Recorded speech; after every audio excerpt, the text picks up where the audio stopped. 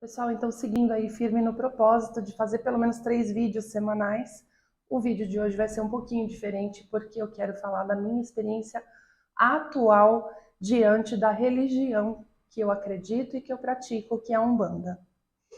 Há 2 semanas nós decidimos encerrar as atividades do terreiro.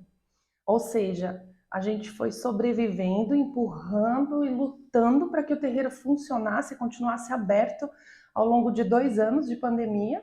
Então, desde o primeiro lockdown até 2 semanas atrás. A gente atendia em média aí, sei lá, 150, 200 pessoas por semana entre apometria e Umbanda, porque a gente tinha 2 dias de atendimento. A gente atendia na quinta-feira apometria e na sexta-feira a gente atendia Umbanda.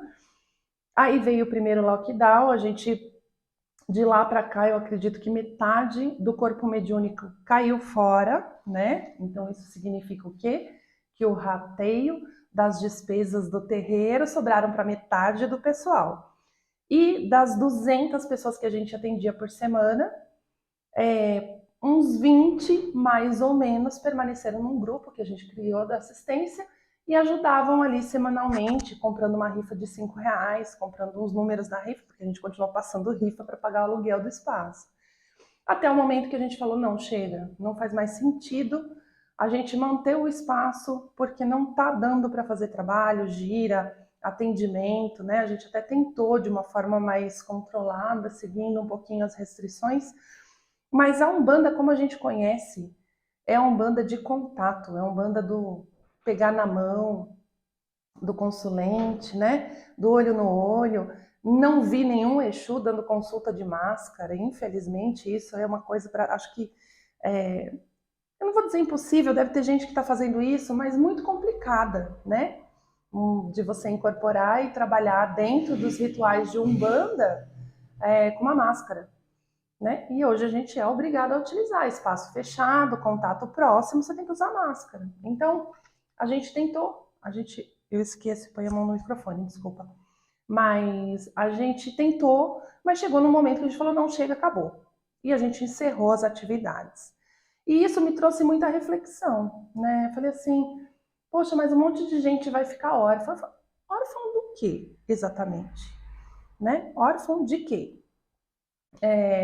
Querendo ou não, a Umbanda está sendo obrigada a mudar, a crescer, a evoluir, que é aquilo que ela sempre pregou, que as pessoas evoluam, cresçam, amadureçam, né? Evoluam com aprendizado. E a gente vai ter que aprender formas diferentes de exercer a nossa religião. E quais seriam essas formas diferentes? Eu acredito que a gente criou uma dependência do contato direto com os guias, e contato direto entre aspas, porque a pessoa está mediunizada. Então você vai lá, você vai ter uma consulta com um preto velho. Então você está tendo uma consulta com um médium incorporado com um preto velho, mediunizado por uma entidade chamada preto velho. Não é verdade? Você está tendo esse contato direto com ele. A gente criou essa dependência como se a pessoa que está lá mediunizada fosse um ser superior e não é. Você tem a mesma condição de ter contato com os seus guias, com a sua espiritualidade, que aquele médium que está ali, né? Ele treinou para que isso acontecesse. Ele foi direcionado e treinou para que isso acontecesse. Mas ele também, se ele não tiver ética, moral, disciplina no exercer da religião dele, ele também não vai ser um bom intermediário. E você está ali na frente dele e você não sabe se ele é um bom intermediário ou não. Então talvez seja o momento da Umbanda entender que a gente não precisa deste intermediário.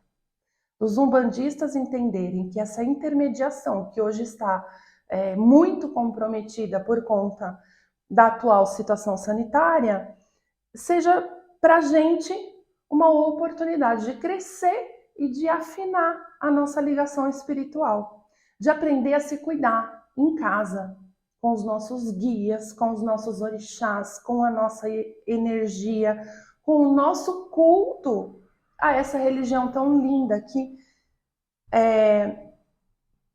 eu acredito que seja uma reverência à natureza. A Umbanda é uma reverência à natureza.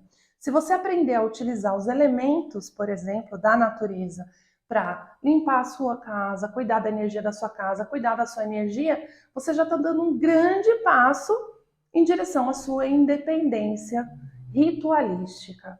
Então, crie os seus rituais sem medo. Primeira dica, assim, que eu dou para você que de repente está passando pela mesma situação, seu terreiro fechou, você não está podendo frequentar lugar nenhum, você está desesperado, você não sabe para onde correr, perca o medo.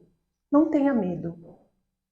O Exu te ouve, independente se você está falando com um médium, mediunizado por ele, ou se você está falando com ele. Ele te intui de uma forma muito afinada se você começar a dar ouvidos à sua intuição. E eu vou te dizer, tudo está correto. Tudo que é dentro do bem e da boa intenção está correto. Tudo que você fizer com uma boa intenção vai estar correto perante a espiritualidade. Então, por exemplo, todas essas dúvidas que você tem, você deve estar cheio de dúvida. Ai, mas eu posso isso, eu posso aquilo. Vai fazer bem para você? Você vai se sentir bem fazendo aquilo? Vai fazer bem para o seu entorno? Então não tem problema nenhum, tá bom? Isso vale para acender uma vela, para fazer uma reza, para fazer um banho.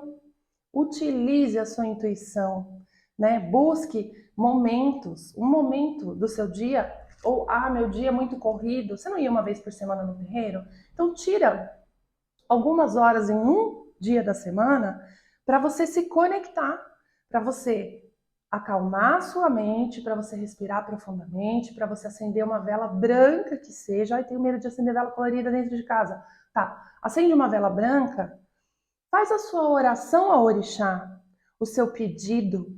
Faz o seu pedido, a sua oração, aquele guia que você confia, seja ele um preto velho, seja ele um caboclo, um Exu, não importa. Use aquele momento para se conectar. O terreiro está fechado, mas o plano espiritual está mais do que funcionando, está funcionando a milhão. Então, eu acredito que a gente está precisando emanar e receber energias boas, tá bom? Então, hoje o vídeo foi um pouquinho diferente, porque eu queria conversar sobre isso com vocês. Eu vou aí fazer uma série de vídeos de... Não é orientação, são dicas, tá bom? Porque eu acho que orientar fica uma coisa muito assim, eu sei mais do que o outro, e não é esse o caso. Hoje a gente encontra informação em um monte de lugares, né?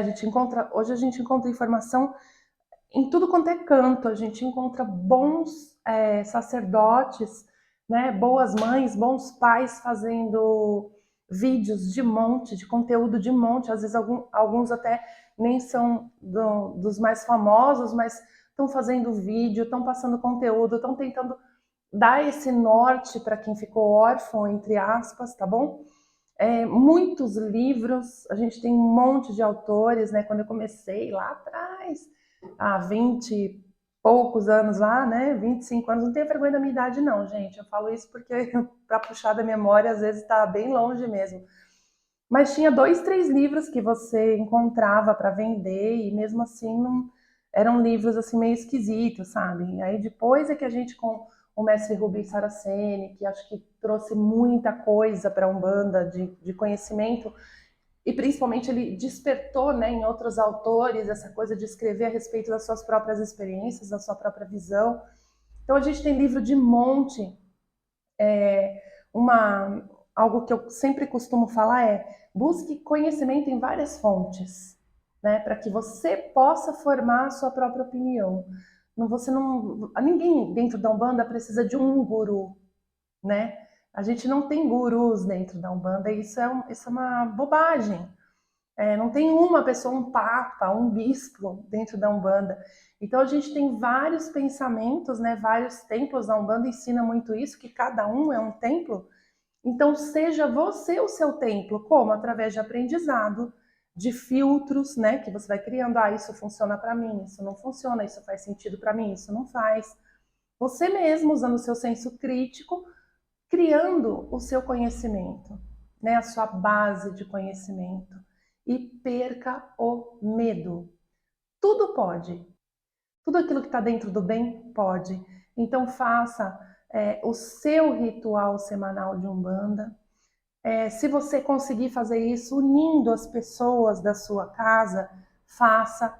Isso não significa, não estou falando para você, olha, então vai lá e incorpora um guia, se você não, né, não tem ainda este conhecimento, mas eu não estou falando para você, incorpora um guia e vê aí como é que vai rolar. Não, eu estou falando para vocês fazerem uma oração junto, cantar um ponto junto, defumar a casa, fazer um banho de defesa uma vez por semana, para todo mundo da casa e tomar isso se for possível, né? Porque às vezes nem todo mundo dentro da sua casa segue a religião de Umbanda. Então é isso que eu queria falar para você. Espero ter conseguido deixar o meu recado aqui para você, que tenha sido útil. Mas a gente vai falar aí ao longo dos próximos vídeos, a gente vai falar mais desse assunto, tá bom?